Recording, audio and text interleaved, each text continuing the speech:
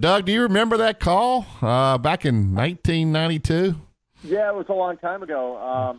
It was funny. I was reminiscing with Lamont Russell the other day. His son and my son are seniors in high school, playing the same high school football team. Yeah. And Lamont was actually the sideline guy. He'd gotten done with his college career, and he was our sideline guy for that broadcast. So, yeah, time flies, guys. What can I tell you? James dug deep, Doug, to find that. He dug deep, found that little clip there. That's impressive. Thank you very much. Wow. I was like, that guy sounds really good. Who was that? I can't believe it was me. Yeah. Good stuff. Yep, Dad. Good morning, Doug. I know you're going to see wide fairways, although they talk about them being wide. They're probably a little bit wider. Deep rough and 7,800 yards, which probably will hurt some of the players. I think you're also going to see a course at the holes may be changed. A couple of the holes may be changed from day to day. So tell us about Erin Hills. Well, it's I came out this morning because they're expecting rain this afternoon, so we wanted to walk the golf course early, and we walked the front nine. And so I'm talking to you guys now. I was on the course yesterday. It's gorgeous. First off, it's out in the middle of nowhere. It is an old cow pasture that they've developed into this magnificent golf course. There aren't any trees on the property, and there's a lot of hills. They moved a lot of dirt. So I'm just telling you, it is a hard walk. The caddies will earn their pay this week, and I think it'll be a challenge for the players. Most of them are playing like 9 holes a day just to conserve energy. But of course, Coach, you're right. Wide fairways. If you're off the beaten path, which people will be, you're going to be in that tall fescue, which is just awful. Yeah. The greens are soft. They've had a lot of rain up here. The front nine, and we were talking to Ricky Fowler's caddy, Joe Scavron, just a few minutes ago. He thinks that there are a lot of birdies on the front nine, and the back nine gets a little tougher. But I think we're going to see good scores, Coach. The U.S. Open, you're used to seeing some just awful scores, in the 80s and things like that. But I think we're going to have some guys by the end of the week that will be 5, maybe 6 under par. That's almost unheard of at a U.S. Open. Yeah, it really is. And I think you attribute that, of course, to soft greens, which generally speaking, you don't have that in U.S. Opens. Right. And, remember when Rory won at Congressional, what was it, 6 or 7 years ago, when it rained all week and it was incredibly soft, and he won by 11 shots. I don't think it's going to be like that because I don't think this is a course where somebody can run away with it. It's just an unusual layout for United States Open. It's a link style, but it will require somebody who hits it not only long but straight. I think it fits right into the hands of somebody like Ricky Fowler's first on the PGA Tour in overall driving, even though he's a little guy, and I say little. Ricky's about 5'8", 5'9". But he hits it a long way and hits it straight. I think it sets up for him. And obviously the big guys, Justin Johnson, Rory McIlroy, Jason Day. Justin Thomas will be in that category. Justin Thomas, absolutely. We had Justin Johnson on. yesterday, his caddy. Yeah. And they're playing well. So saw Trey Mullinax yesterday, another Alabama kid. And I saw Garrett Osborne. And Mark, his dad, Coach, he qualified. And so the state of Alabama is well represented here at the U.S. Open, as it usually is. Yeah, I saw Sergio came out yesterday and said as wide as those fairways are, if you knock it out of the fairway, you deserve to be in trouble. And I just saw some of that grass. We got TV here in the studio now. Good Lord. If you get it over there, Doug, don't you just kind of have to chip out? I mean, you're not going to get to the green with any distance if you get over in that rough, are you? Oh, Barry, it's awful. It is just awful. And so, now, again, though, as Sergio mentioned, if you hit in there, you deserve what you get because the fairways are wide. And it was interesting yesterday, they started mowing some of that fescue on 4 or 5 of the holes because it had gotten out of hand. They've had rain. They haven't been able to mow it. And they actually didn't have lawnmowers. They had those machetes. Guys were in there with those things that you wheel back and forth. Those big blades, and they were manually doing it. And some of the players, like Rory McIlroy and others, were like, why are they doing that? I mean, it's penal. Don't hit in there. Don't give people a break or hitting it sideways. But even though they were cutting it back, I think it's still going to be I mean, Barry, you can get lost in there. Seriously, I'm not talking about a golf ball. I'm talking about a human being. It is that deep, and it's wet. But you can injure yourself over there, can't you? Because it's hard to get your club through that stuff. So if you swing real hard and that club doesn't go through, can't you sprain a wrist or something like that? Trying to get out of that kind of stuff. Oh, no doubt. I mean, you just want to stay out of it. And the thing I fear is I walked the golf course yesterday and again this morning. The spectators. This is not built for spectator golf, even though we're going to have just this incredibly large crowd, and the crowd has to walk through that fescue, over mounds, and the fescue hides potholes and things like that. So people are going to be falling. The spectators will be falling. There'll be people that are going to twist ankles. I think caddies, if they go in there looking for golf balls for their players, they could possibly get hurt. And I'm not saying that tongue in cheek, trying to be funny. It is. You got to be careful when you go in that tall grass. I mean, it's treacherous in there. Yep. The rough is graduated, or not graduated, not the right word, but it's there is some rough prior to the fescue that you can get in and play your ball out of. Talk about that. Yeah, it's that gradual rough that the USGA implemented probably, I guess they started doing it 8 or 9 years ago. That's Mike Davis, who's the USGA executive director. He started that. And so, yeah, you do see rough, and it is somewhat manageable, but all these guys spray it here or there, and they will deal with that fescue. And it'll be you'll see it on TV. The Phil Mickelson thing is an interesting situation in that if it rains him out, which I don't think it will, his flight is 2.5 hours, I believe, by private plane. He still has a tee time, but I don't look for him to make it. I don't either. The forecast for tomorrow, it's supposed to rain later this afternoon and tonight and clear off for Thursday with the rain coming back on Friday. And for Phil to have a chance to fly from San Diego up here to Milwaukee, even on a private jet, with all the police escorts and things like that, he would need, I think he would need, Coach, something like a 2 or 2.5 hour rain delay to push that tee time back, which is 2:35 local, something like that. Right now, it doesn't look like Phil's going to play in the United States Open. We're talking with Doug Bell, who's out obviously at the U.S. Open. What's the talk around there about Tiger? The players concerned about him? Obviously, they are.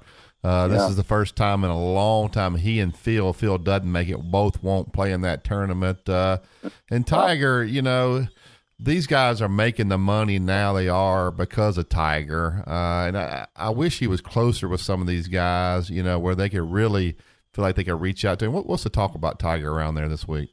Well, most of the players aren't terribly open about it. Jim Furyk has talked about it, Steve Stricker, some of the older players, and they talk in generalities, but I think they speak for everybody when they really are concerned. And he's checked into the rehab facility in South Florida yesterday to try to wean himself off these painkillers that obviously he's become addicted to, and they're really, really concerned. A few months ago, Barry, it was like, boy, wouldn't it be great to see Tiger come back, be healthy again? And now the thought process is, let's just get him back where he's healthy, where he's normal. Let's don't worry about golf right now, because I don't think that's the picture. I don't think for a long, long time Tiger will ever play professional golf again.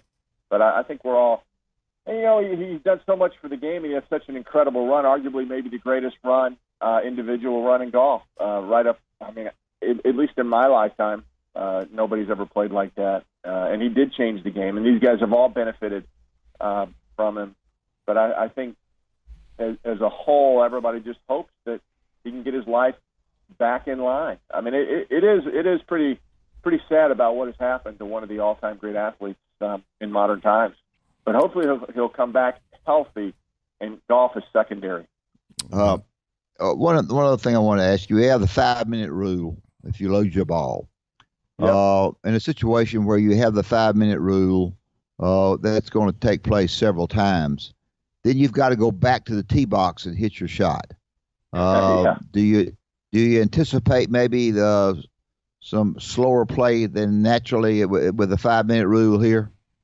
Yes. In fact, yesterday when we were out, what we do, Coach, with the radio, we kind of plot our course because we try to stay ahead of the action. And in some cases, some of these 600-yard holes, it's difficult to get ahead. And with elevated greens, it's tough for us visually to see the shot and describe it on radio. But we were all talking yesterday, we're going to have an opportunity to get ahead of the action because everything's going to be so stacked up. And most of these guys, to give you an idea, most of these guys play 9 holes in a practice round. Now, granted, they're hitting a few extra putts and things like that, but most of these guys are playing 3 hours and 15 minutes, 9 holes. So it's going to be a long, long day for these guys. With any rain delays, it's going to mess things up. Remember last year at Oakmont, we only got like an hour and a half, 2 hours of playing on Thursday, and it messed everything up, and we didn't actually finish the second round until before lunch on Saturday. Hopefully that's not going to be the case, especially if you get everything in on Thursday. But I just think with any sort of rain, with what you're talking about, guys having to go all the way back, and we're talking way back on some of these tee boxes to re-hit, it is going to be just a long, long, tough day for these guys. When I get to go ahead. 7-hour rounds, Coach. Yeah. When I hit the golf ball and I see that it goes into fescue, my 5 minutes doesn't start until I get there and see I can't find it. Is that correct? That's right. That's right. When I get there, in other words, I'm assuming my ball, although I know it's going to be findable. I mean, it's going to be right there. It's not going to be. But when my 5 minutes starts is big. Exactly. You can't take a minute off of that. I mean, it could be the difference. Kind of interesting to me. And they have people now. They have volunteers, and obviously each group has USGA officials walking with them. But they have volunteers who are in position, the landing areas, which hopefully when the player gets there, they will have at least located the area, or maybe they've seen it and they'll tell the player, and that'll speed things up.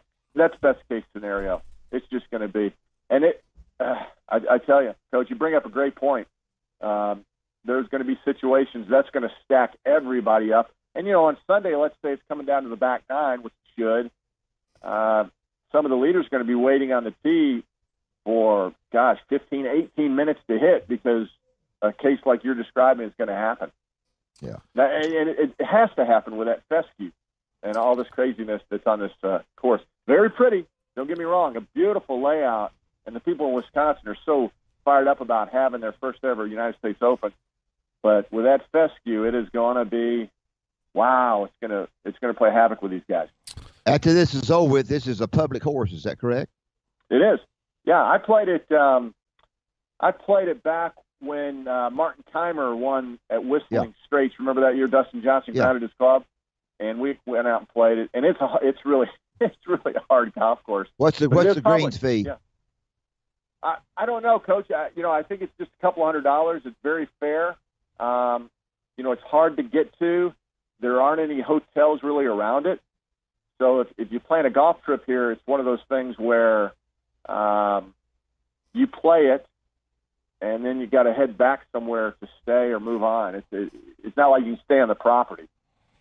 Yeah, Dad'll be trying to get him on as a sponsor, Doug. He's trying to figure out how he can play free right now. I just like to go. I like to go see it. I felt you there, Coach. I know what you're doing.